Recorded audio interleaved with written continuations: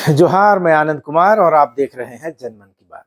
दोस्तों, पूर्व मुख्यमंत्री अर्जुन मुंडा इन दिनों काफी एक्टिव दिख रहे हैं। 3 बार झारखंड के मुख्यमंत्री रहे अर्जुन मुंडा लोकसभा चुनाव हारने के बाद से चर्चा और किसी भी तरह की एक्टिविटी से थोड़े लग रहा था कटे हुए हैं, दूर दूर है। उनकी पत्नी मीरा मुंडा को भाजपा ने पिछले विधानसभा चुनाव में पोटका विधानसभा से प्रत्याशी बनाया था, लेकिन उन्हें जीत नहीं मिल पाई। उसके बाद अर्जुन मुंडा थोड़े और लगा कि किनारे किनारे चल रहे हैं। वैसे भी मुंडा उन नेताओं में नहीं है दोस्तों, जो बिना सोचे समझे कहीं भी कुछ भी बोलकर चर्चा बटोर लेते हैं। आदतन वे बड़े सधे अंदाज में बोलते हैं, जहां जरूरी होता है वहीं बोलते हैं, बिना मतलब नहीं बोलते, विवादों में नहीं रहते। और काफी समय से मुंडा चुप थे।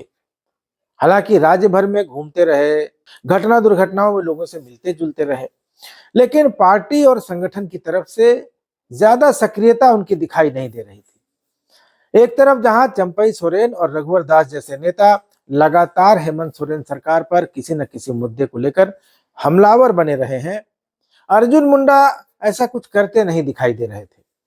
पार्टी ने भी उन्हें एक तरह से उपेक्षित ही रख दिया है। लेकिन इस नए साल में मुंडा काफी मुखर दिख रहे हैं। अभी हाल ही में वे पेशा नियमावली को लेकर हेमंत सोरेन सरकार को घेरते दिखाई दिए। बीजेपी के प्रदेश कार्यालय में उन्होंने एक प्रेस कॉन्फ्रेंस की और कहा कि वर्तमान राज्य सरकार का रवैया जनजातियों और आदिवासियों को लेकर पूरी तरह से इनसेंसिटिव यानी असंवेदनशील है। अर्जुन मुंडा ने कहा कि संविधान, 5वीं अनुसूची और पेशा एक्ट 1996 की भावना को नजरअंदाज करके हेमंत सोरेन सरकार ऐसे फैसले ले रही है जो आदिवासी समाज के अधिकार, स्वशासन और सम्मान पर सीधा प्रहार है। मुंडा ने सीधे सीधे आरोप लगाया कि सरकार ने पेशा एक्ट का कोल्ड ब्लडेड मर्डर कर दिया है। इसके अलावा जमशेदपुर में पुलिस हिरासत में लिए गए एक युवक की मौत पर भी मुंडा ने कहा कि बीमार रहते हुए भी उसे एक मोबाइल चोर के बयान के आधार पर पुलिस सुबह सुबह 3 बजे घर से पकड़ कर ले गई, टॉर्चर किया। और उन्होंने आरोप लगाया कि पुलिस ने उस गिरफ्तार युवक अजीत महतो की पिटाई की, जिससे उसकी मौत हो गई। हालांकि पुलिस ने इससे इनकार किया। उन्होंने कहा कि उसके पहले ही उसको बॉन्ड पर छोड़ा गया था और अस्पताल में भर्ती कराया गया था। लेकिन मुंडा मांग कर रहे हैं कि केंद्रीय एजेंसी को इस मामले की जांच का जिम्मा दिया जाना चाहिए। उनका कहना है कि अगर लोगों को न्याय नहीं मिलेगा तो झारखंड राज्य के बनाए जाने का कोई रेलेवेंस, कोई औचित्य नहीं रह जाएगा। और इसके बाद अर्जुन मुंडा ने बुधवार को पूंजी निवेश को लेकर मुख्यमंत्री हेमंत सोरेन के प्रस्तावित दावोस और लंदन दौरे को लेकर सवाल उठा दिया। उन्होंने कहा कि अगर सरकार निवेश के लिए कहीं जा रही है तो जनता को बताना उसकी जिम्मेदारी होनी चाहिए। मुंडा ने कहा कि अगर पूंजी निवेश के लिए राज्य के मुख्यमंत्री विदेश दौरे पर जा रहे हैं तो इसका लाभ राज्य की जनता को मिलना चाहिए। उन्होंने कहा कि ऐसा ना हो कि राज्य के खजाने से मुख्यमंत्री सिर्फ फॉरेन टूर करके खाली हाथ वापस लौट आए और राज्य में पुराने और बंद पड़े उद्योग धंधों को भी पुनर्जीवित करने पर सरकार को ध्यान देना चाहिए। ये भी मुंडा ने सलाह दे डाली। तो दोस्तों, नए साल में अर्जुन मुंडा, ये अभी आज 7वां दिन है, 7 जनवरी, और 3 लगातार उनके बयान आ गए। तो जिस तरह से सक्रिय और मुखर हो रहे हैं उससे कई तरह के संकेत जा रहे हैं। क्या पार्टी उनको कोई भूमिका देने जा रही है या अर्जुन मुंडा ने अपनी राजनीति का तरीका बदल लिया है? झारखंड की राजनीति में दोस्तों अर्जुन मुंडा एक ऐसे नेता माने जाते रहे हैं जिनके शुभचिंतक सभी दलों में हैं, अक्रॉस द पार्टी। गठबंधन सरकार को चलाने और विपरीत ध्रुवों को साधने में उन्हें महारत हासिल है, ऐसा माना जाता है। 2003 से 2014 तक झारखंड भाजपा में अर्जुन मुंडा सबसे ताकतवर नेता हुआ करते थे और इस दौरान वे 3 सरकारों के मुखिया भी रहे। लेकिन 2014 में वे विधानसभा का चुनाव हार गए और मुंडा की विडंबना यह रही कि वे तो चुनाव हार गए, लेकिन बीजेपी को 37 सीटें आ गई, आजसू के साथ उसको बहुमत मिल गया और रघुवर दास मुख्यमंत्री बन गए। इसके बाद अगले 5 साल तक अर्जुन मुंडा को बिल्कुल एक तरह से हाशिए पर रहना पड़ा। 5 साल तक बिल्कुल किनारे, अलग थलग मुंडा पड़े रहे और झारखंड भाजपा में उनकी ताकत कमजोर होती चली गई। सरकार के साथ साथ पार्टी में भी रघुवर दास का दबदबा कायम हो गया, या कहें कि एकाधिकार जैसा कायम हो गया। और तब यह कहा गया कि अटल, आडवाणी, राजनाथ सिंह से करीबी का नुकसान उनको उठाना पड़ा है।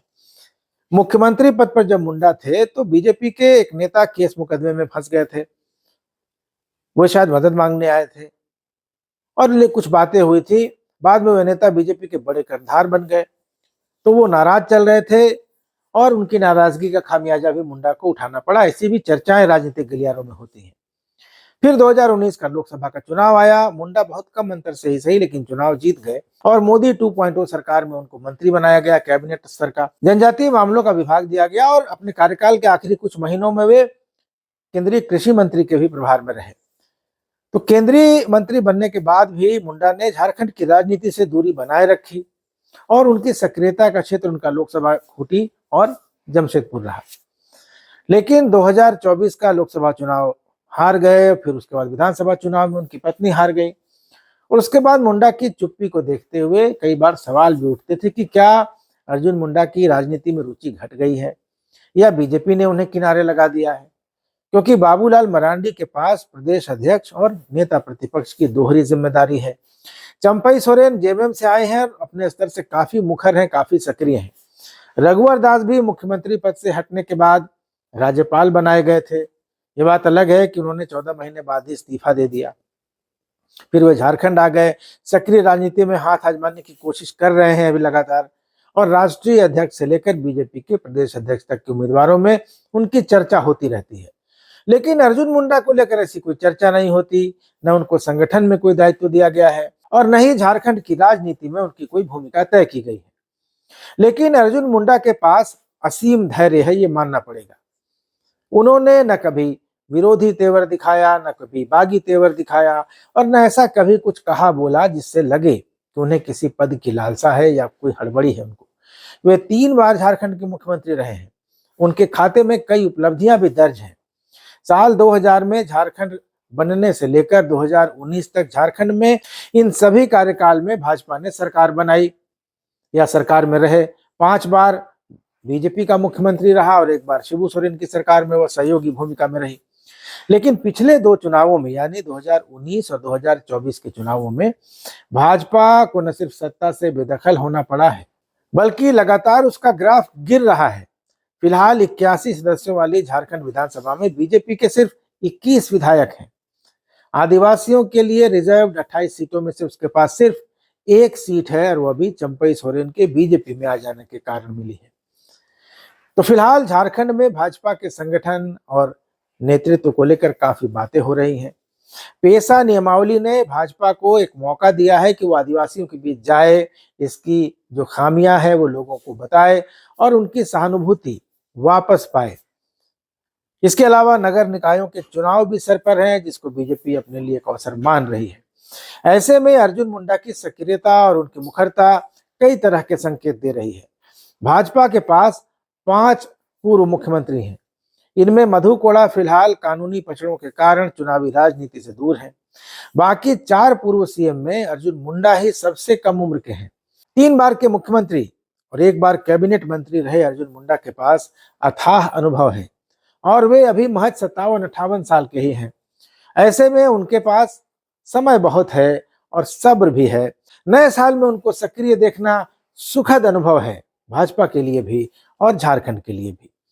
तो दोस्तों, आप क्या सोचते हैं कि क्या अर्जुन मुंडा में वो क्षमता है कि एक बार फिर वो झारखंड भाजपा जो कि हताश है, निराश है, सीटें घट रही हैं, क्या उसको एक बार फिर वे उठाकर उसी स्थिति में ला पाएंगे जब वो सरकार बनाने की स्थिति में आ पाए, या फिर कुछ और आप संभावनाएं देखते हैं? और क्या आपको लगता है कि इन नेताओं का, इन चेहरों का वक्त बीत गया है और किसी नए चेहरे को पार्टी को आगे करना चाहिए? अपनी राय जरूर दीजिएगा, चैनल को सब्सक्राइब जरूर कर लीजिएगा। अगले वीडियो में मिलेंगे, तब तक इजाजत दीजिए। धन्यवाद, नमस्कार।